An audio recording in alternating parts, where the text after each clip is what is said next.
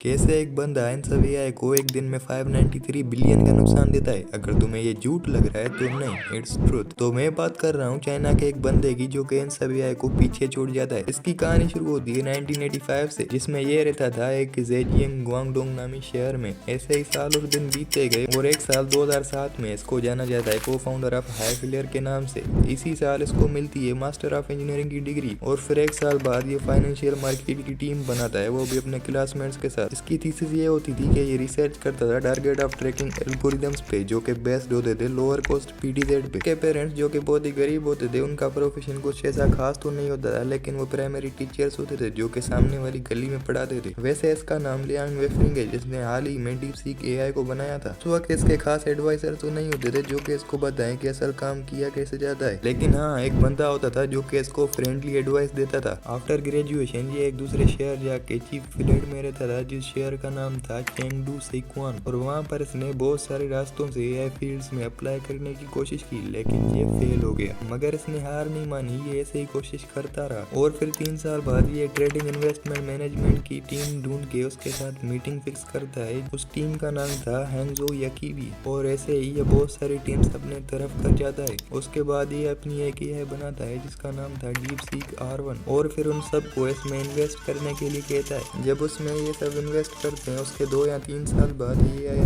Rank हो जाता है, जिससे इसको थोड़ा सा फायदा मिलता ही है, लेकिन नुकसान उससे कुछ ज्यादा ही मिल जाता है। को लेकर ये सब तो परेशान होते ही हैं और साथ में इसको भी कर देते हैं, और ऐसे ही दिन गुजरते गए, साल बीतते गए। अब साल था 2024, जिसमें दुनिया तरक्की करी गई थी, और ऊपर से यूएस की तरफ से कुछ ऐसे एआई भी बनाए गए थे जैसे चैटजीपीटी, ओपनएआई, जेमिनी और बहुत सारे। यूएस का कहना था कि हमने जो भी एआई बनाए हैं वो सब एडवांस्ड हैं, कोई भी ऐसा मुल्क नहीं जो हमें टक्कर दे सके। यूएस ये सारी बातें इसलिए कह रहा था क्योंकि उसके पास H100 था, जो कि वर्ल्ड्स फास्टेस्ट जीपीयू प्रोसेसर है आर्टिफिशियल इंटेलिजेंस या फिर गेमिंग वगैरह को बनाने के लिए, जो कि उस बंदे के पास नहीं था। उस बंदे के पास H800 था, जो कि सेम लाइक H100 की तरह ही काम करता है, लेकिन उससे कम है। फिर भी इसने कोशिश करके 10,000 जीपीयूज को मिलाकर डीपसीक एआई को क्रिएट किया, जो कि चैटजीपीटी और जेमिनी, ओपनएआई से काफी ज्यादा ही एडवांस्ड है। अब सुनो, पहले ये ट्रेडिंग करता था, उसके बाद इसकी कंपनी में कुछ सीपीयूज पड़े थे जो कि कंपनी इस्तेमाल नहीं करती थी। उन सब की मदद से इसने डीपसीक एआई को बनाया, जो कि आज वर्ल्ड नंबर 1 एआई है। अब आगे चल के इससे कोई ज्यादा आएगा या नहीं ये तो नहीं पता, लेकिन क्या पता आ भी सकता है जो कि इसको टक्कर दे सके। अब आप ये देखो,